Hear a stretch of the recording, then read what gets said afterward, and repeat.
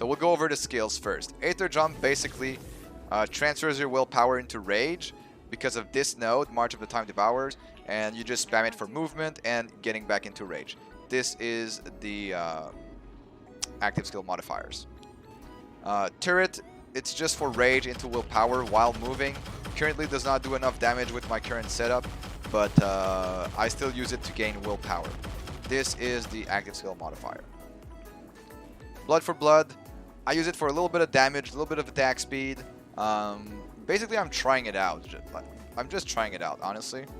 And this is the active skill modifier, and yeah, it's pretty nice. Sometimes you get a super big attack speed boost. Bulwark of Dawn, it's to deal with dots because I don't have enough survivability.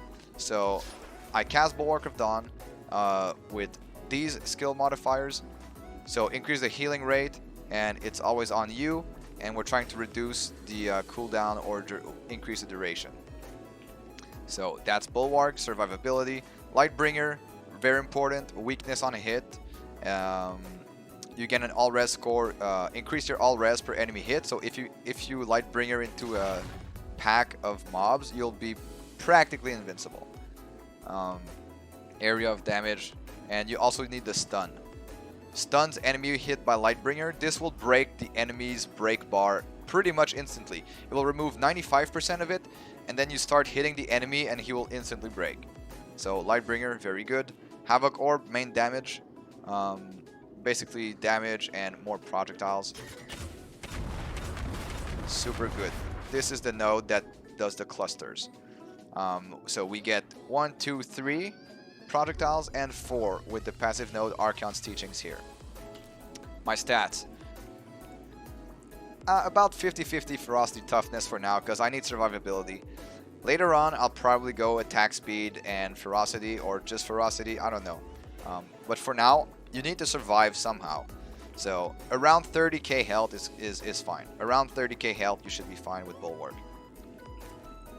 As long as you have some all res or something like that. So I have a little bit of all res, not a lot. Pretty squishy build, okay? So here first I went here. Actually wait, 1, 2, 3, 4, 5.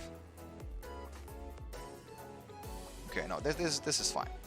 First of all, you go here to grab Archeon's Teachings, and then you go into this tree to grab Academic Fieldwork, the Headhunter. Headhunter had a big buff, so you want to use this. Each champion you kill gives you a 50% material damage. My build, by the way, is material damage. Blessed Silver for projectiles. I don't know if this actually affects Havoc Orb that much. It used to work very well with turrets, but I'm still keeping it for now. I don't have time to test it. 10 hit points for survivability. When you have all your 10 hit points, you're invincible for 1 attack. So it's basically 20% damage reduction per point. We go here to grab the maximum willpower and rage and residual energy. So you'll gain attack damage boost when you cast a spell. You go Dire Juncture for survivability as well. You go for Frenzied Blows. So anything you cast over 750 rage is going to deal double damage. So you go Frenzied Blows. You go for 35 rage generation on kill here. And then you go for Global Life Leech. I could skip this one now, I think. I think I'm leveled up enough to skip this one, but it's still nice to have. And then I went here for Immortal Offering and Grievous Afflictions to deal 2 different element types. And Immortal Offering is still good.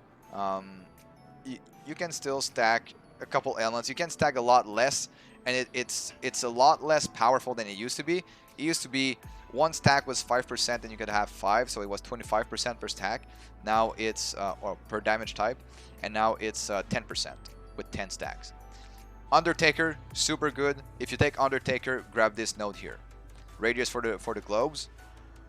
15 additional radius for the health globes will also affect the green globes of Undertaker. So you basically grab everything on the screen and deal a lot more damage. This at first seems to be still multiplicative. So big buff. Grab Undertaker and increased awareness. So that's pretty much it for the build, and yeah, basically wreak havoc with Havoc Orb. And then you can clip that and refer to it afterwards. If somebody wants to do it, I will have a link on Nightbot so you can actually always refer to it. Oh wait, let's go over my gear. What you want on your gear. Material damage. Okay, I'm still going for material damage because the base damage of your weapon will still be physical. So material damage percent will boost that. So material damage percent, toxic and rend, and with 3 offensive 1 with a material gem in it. So it can be the physical gem, it can be the rend gem, or the poison gem. So that is that. You want to have ideally material damage and rage and willpower cost reduction on your shoulders and gloves to start with. You want to have rings that have flat damage to attacks, material damage, crit, stuff like that. Anything good for damage. But basically, you're relying on having a lot of transfer time. So you want to have transfer time socketed everywhere you can. I'm missing some gems here, but I'm trying to get some more. So yeah, you can also craft transfer time on your catalyst. You can have transfer time on your helm, on your chest, on your pants. You can have some on your rings. You can have some on your amulets. Just go for lots of transfer time and regen willpower cost reduction at first. So you can actually, okay, this. So you can actually, this black bar has to be as low as possible because it does count. It reduces your max rage for the 750 casting over 750 rage. So you want to have as much as possible. And basically that's it. Make sure you have movement speed on your boots because movement speed is always king.